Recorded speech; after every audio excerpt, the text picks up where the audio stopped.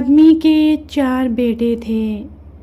وہ چاہتا تھا کہ اس کے بیٹے یہ سبق سیکھ لیں کہ کسی کو پرکھنے میں جلد بازی کا مظاہرہ نہ کریں۔ لہٰذا اس بات کو سمجھانے کے لیے اس آدمی نے اپنے بیٹوں کو ایک سفر پر روانہ کرنے کا فیصلہ کیا۔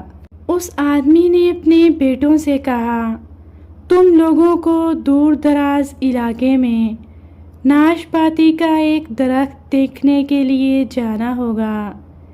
ایک وقت میں سے صرف ایک جائے گا اور اس درخت کو دیکھ کر آ جائے گا۔ باری باری سب کا سفر شروع ہوا۔ پہلا بیٹا سردی کے موسم میں گیا، دوسرا بہار میں، تیسرا گرمی کے موسم میں اور سب سے آخر والا چھوٹا بیٹا خزاں کے موسم میں گیا۔ جب سب بیٹے اپنا اپنا سفر ختم کر کے واپس لوٹ آئے تو اس آدمی نے اپنے 4 بیٹوں کو اکٹھا کیا اور سب سے ان کے سفر کی تفصیل کے بارے میں پوچھا۔ پہلا بیٹا جو جھاڑے کے موسم میں اس درخت کو دیکھنے گیا تھا، اس نے کہا، ابا جان، وہ درخت بہت بدصورت، جھکا ہوا اور ٹیڑھا سا تھا۔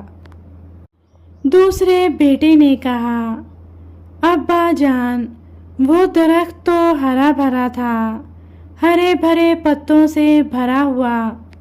تیسرے بیٹے نے کہا، ابا جان، وہ درخت تو پھولوں سے بھرا ہوا تھا اور اس سے حسین منظر پہلے کبھی نہیں دیکھا۔ سب سے چھوٹے بیٹے نے اپنے سب بھائیوں سے اتفاق ظاہر کیا کہ وہ ناشپاتی کا درخت تو پھل سے لدا ہوا تھا اور پھل کے بوجھ کی وجہ سے وہ درخت زمین پر لگا ہوا تھا اور زندگی سے بھرپور نظر آ رہا تھا۔ ان سب کے بعد اس آدمی نے اپنے بیٹوں سے کہا کہ تم 4 میں سے کوئی بھی غلط نہیں کہہ رہا، سب اپنی اپنی جگہ درست ہیں۔ بیٹے باپ کا جواب سن کر بہت حیران ہوئے کہ ایسا کس طرح ممکن ہے۔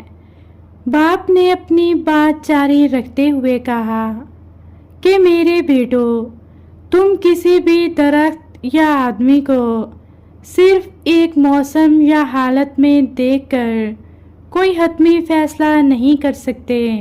کسی بھی فرد کو جانچنے کے لیے تھوڑا وقت درکار ہوتا ہے۔ انسان بھی کبھی کس کیفیت میں ہوتا ہے تو کبھی کس کیفیت میں۔ اگر درخت کو تم نے جھاڑے کے موسم میں بے رونق دیکھا تو اس کا مطلب یہ نہیں کہ اس پر کبھی پھل نہیں آئے گا۔ اسی طرح اگر کسی آدمی کو تم فقیری کی حالت میں دیکھ رہے ہو تو اس کا مطلب یہ نہیں کہ وہ آدمی برا ہی ہوگا۔ میرے بیٹو، کبھی بھی جلد بازی میں کوئی فیصلہ نہ کرو۔ کسی کو اس وقت سمجھا یا پرکھا جا سکتا ہے جب یہ تمام موسم اس کے اوپر گزر جائیں۔